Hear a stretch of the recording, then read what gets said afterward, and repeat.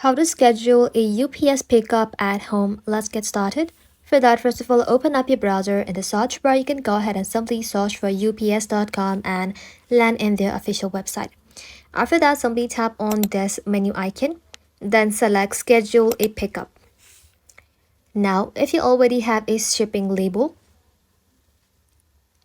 enter the request shipment details. Then, provide your home address, contact information, and the number of the package you want UPS to collect.